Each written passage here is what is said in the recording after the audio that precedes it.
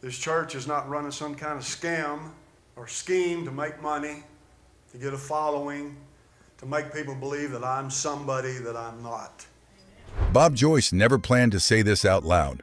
Not in public, not to an audience, and certainly not on a day like this. For decades, he carried the story in silence, guarding it the way a man guards something too heavy to put down, but too sacred to let go. But when he finally opened his mouth and spoke the first sentence, it was clear. This wasn't a rumor, this wasn't a myth, and it wasn't a headline chasing attention.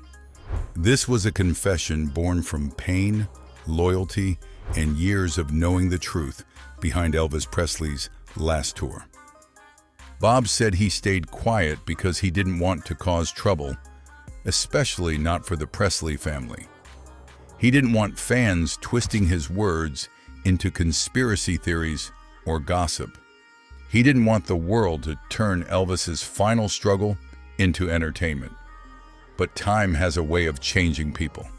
And the older Bob grew, the more he felt something, a pulling inside him, insisting that the story had to be told, at least once, before he left this world too. He began by admitting something simple but powerful. I didn't know the truth at first. I only knew the sound. That sound was Elvis's voice. The voice everyone knew as strong, golden, larger than life. But this time it wasn't coming from a stage. It wasn't echoing through speakers or floating over screaming crowds. It was a voice cracking behind a curtain, trembling with exhaustion. Bob remembered the moment clearly. It was during the last tour, and he was close enough to hear Elvis warming up. The king wasn't singing, not the way fans imagined. He was struggling through deep breaths, forcing out lines, pausing between notes. There was a heaviness, a pain, something deeper than fatigue. Bob said it was the first moment he realized that Elvis wasn't simply tired. He was breaking. What shook Bob wasn't the weakness in Elvis's voice. It was the way Elvis tried to hide it, as if he didn't want anyone, not even his closest people, to see what was happening. It was the sound of a man fighting his own body and losing. Bob's tone deepened when he explained why he never spoke of it. He said he respected Elvis too much. He knew how much Elvis valued dignity, even when the world didn't offer him any. Speaking about that moment felt like exposing a wound that wasn't his to reveal. But now, years later, Bob felt a different responsibility rising inside him. The responsibility to tell the truth about who Elvis really was during those final nights. A man who gave everything, even when he barely had anything left. Then Bob said something that changed the entire tone of his confession. Elvis's last tour, he whispered, wasn't supposed to happen. He didn't mean that in a dramatic way. He meant it literally. There were conversations, quiet, painful conversations, between Elvis and the handful of people he trusted most. In those conversations, Elvis admitted that he wasn't ready, that his health was slipping fast, that he felt weaker, sicker, more unstable than ever before. Someone close to him had begged him to stop, begged him to rest, begged him to save himself. Elvis listened, but only for a moment, because Elvis wasn't just a man. He carried a name, an empire, a machine built on decades of expectation. Stopping wasn't simple. Walking away wasn't easy, and saying no wasn't something Elvis had ever been allowed to do. Bob said that Elvis looked trapped by contracts, by pressure, by the fear of letting people down. He didn't want to disappoint fans. He didn't want to look weak. And somewhere in his heart, maybe he still hoped he had one more tour left in him, one more spark, one more night where the world would remember him not for his pain, but for his power. But Bob knew there was more to the story. He said the final tour didn't begin with excitement. It began with warnings. Warnings the world ignored. And then Bob revealed the part he almost refused to share. Just hours before one of the last shows, something happened backstage. Something so emotional, so revealing, that Bob said it changed everything he believed about Elvis's final days. A moment no one outside that room ever heard about. A moment that would rewrite what we thought we knew about the King's last journey. Bob paused, eyes heavy, voice low. "That was the moment," he said quietly, "when I realized Elvis knew the end was closer than anyone wanted to admit." And what happened in that room is where the real story begins. Bob Joyce didn't rush into the next part of his story. He eased into it the way a man does when he's remembering something painful. Something that never leaves him, no matter how many years pass. He said that if people truly want to understand Elvis's final tour, they have to step behind the stage lights. They have to see what Elvis looked like when the crowd wasn't calling his name, when the cameras weren't rolling, when the world wasn't expecting a miracle from a man who barely had the strength to stand. Bob explained that backstage on that tour felt nothing like the glamorous world fans imagined. It felt quiet, tense, and strangely hollow.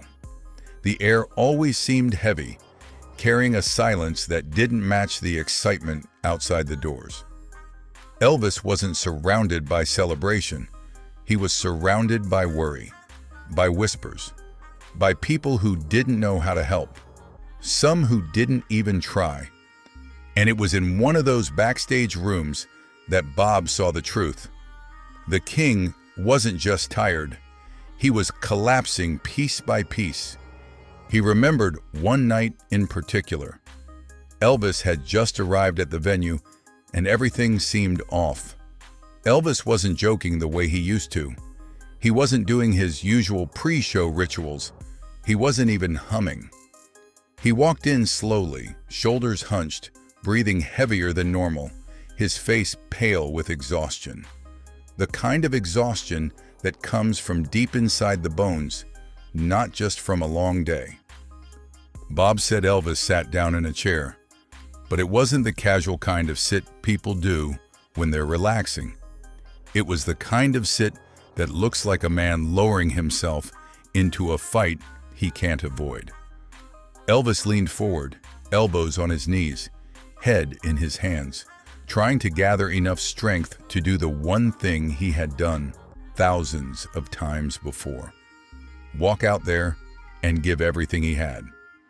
That's when the door closed, leaving only Elvis, a close friend, and Bob within earshot. Bob swore he didn't mean to listen, but Elvis was speaking softly, and the words floated through the crack in the door, words he could never unhear. Elvis said he felt like he was slipping away. He said his chest felt tight, his breathing felt strange, and his hands wouldn't stop trembling. He said he didn't feel like himself anymore. And then he whispered something that broke Bob's heart. "Sometimes I think I won't make it through another show." His friend tried to reassure him, telling him it was just exhaustion, that he'd feel better once the adrenaline kicked in.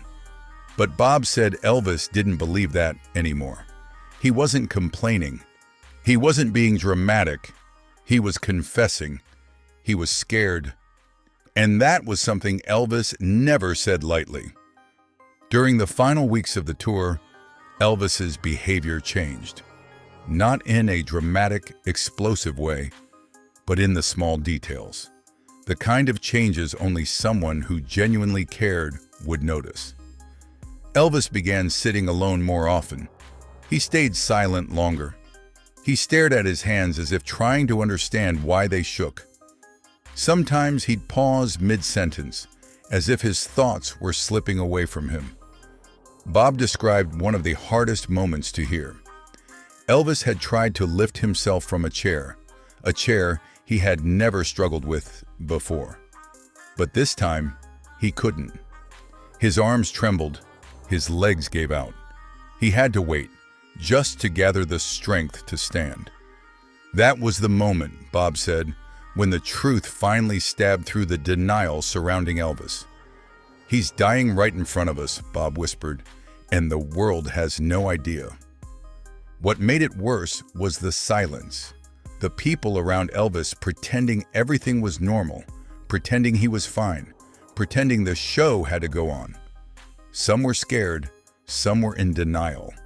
Some had convinced themselves that Elvis would push through, like he always did. But Bob knew this wasn't like the other times. This was the last storm. He said Elvis's eyes looked different during those shows. Not empty, not sad, but distant, like someone who knew time was running out and was quietly preparing for something he couldn't avoid. Elvis stopped talking about the future. He stopped joking about new music. He stopped making plans. Instead, he talked about rest, about peace, about wanting silence after a lifetime of noise. And then Bob revealed something he hadn't shared publicly before.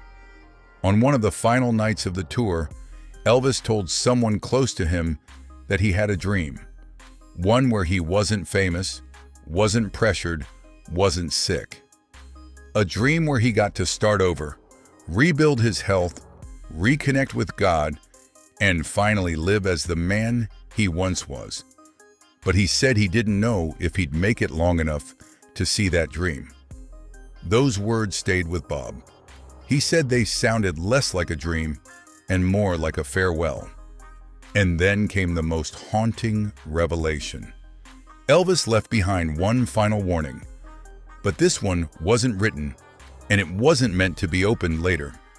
It was spoken in a whisper, so soft that Bob said the room almost swallowed it whole. It happened backstage not long before Elvis walked out for one of his final performances. Elvis leaned close and said something that made Bob freeze. Something that didn't sound like fear or weakness or confusion. It sounded like acceptance. "If anything happens to me out there, just tell them I tried." Those words weren't dramatic. They weren't theatrical. They were the truth of a man fighting a battle the world couldn't see. Bob said those 7 words felt like a message, a warning, and a goodbye, all wrapped into one. And it was in that moment Bob realized Elvis wasn't leaving hints by accident. He was preparing for an ending he knew was closer than anyone wanted to believe. Bob Joyce said that of all the things he kept inside, one moment stayed with him more than anything else. It wasn't dramatic. It wasn't loud. It wasn't something the world could ever see on video or read in a biography. It was a single sentence spoken softly, but with the full weight of a man carrying an empire on failing shoulders. It happened just minutes before one of Elvis Presley's final performances. Elvis stood there, quiet, breathing slow, gathering strength the same way a soldier prepares for a battle he knows he might not survive. Bob said Elvis wasn't shaking from fear. He wasn't trembling from nerves. He was trembling because his body was worn out, pushed to its limits, begging him to stop. But Elvis wouldn't stop. Not yet. Not until he delivered what his fans came to see. Bob said Elvis leaned toward him, not like a superstar giving instructions, but like a friend who needed someone to hear what he couldn't say to anyone else. A friend who needed to let something out before the weight crushed him completely. And then Elvis whispered the words that pierced Bob's heart forever. "If I don't come back, tell them I tried." Bob said he didn't understand at first. It didn't feel like a goodbye. It felt like a confession, like Elvis was explaining himself before the world made its own conclusions, as if he knew how people judged him, as if he feared his struggle would be mistaken for weakness, not for the unbelievable strength it took just to step onto that stage. Because Elvis wasn't fighting laziness, ego, or the desire to please an industry that drained him. He was fighting to stay alive, fighting to keep the myth afloat while the man underneath was slipping away. And still, he wanted people to know he tried. Those 7 words turned Bob's entire understanding of Elvis's final days upside down. Elvis wasn't drifting. He wasn't giving up. He wasn't losing interest. He was pushing harder than he ever had in his life. Every show on that tour was a fight between his willpower and his failing body. Every step on that stage felt like walking on shaking ground. Every breath came with the silent hope that it wouldn't be the one that stopped. Yet Elvis kept showing up, not because he had to, not because he was forced, but because he loved his audience so deeply that he would rather collapse in the attempt than leave them disappointed. Bob said that after Elvis spoke those words, something inside him broke. He knew the man in front of him wasn't asking for sympathy. He wasn't looking for a way out. He was simply telling the truth no one else allowed themselves to hear. He knew, Bob whispered, he knew he was running out of time. And for the first time, Bob stopped trying to convince himself otherwise. But the story didn't end with those words. Bob said there was something else, something that pained him to reveal, even all these years later.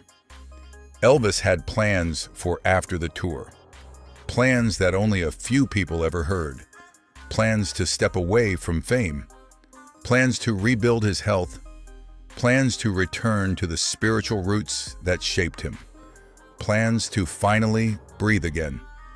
Bob said Elvis talked about wanting a small house away from Graceland, away from crowds, away from obligations, a place where he could rest without someone knocking on the door, a place where he could reconnect with God in peace, a place where he could be a man again, not a symbol.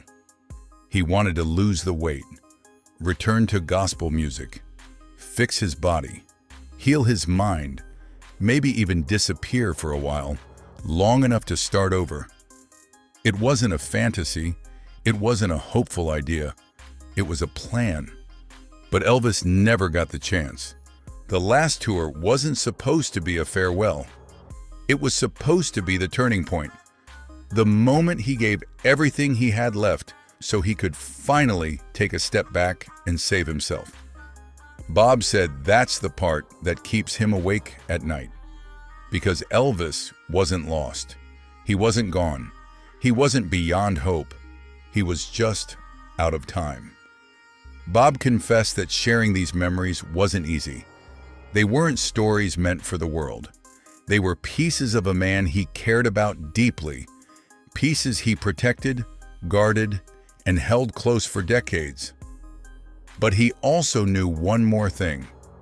Elvis wanted people to understand the truth behind the myth, to see the man who tried, the man who pushed through pain, the man who fought to the last breath, the man whose final words weren't about fame or fear, but about love. And just before Bob finished telling the story, he added one last thing, a reminder, a confession, and a wound that still bleeds when he remembers it. There are parts of this story, he said softly, that I'll never share. Not because they're dark, but because some memories belong only to the heart. If you want more rare stories, hidden truths, and emotional insights from the people who knew Elvis Presley best, subscribe and turn on notifications. Every story we share helps keep Elvis's legacy alive. Not the legend, but the man who loved deeply, tried fiercely, and left too soon.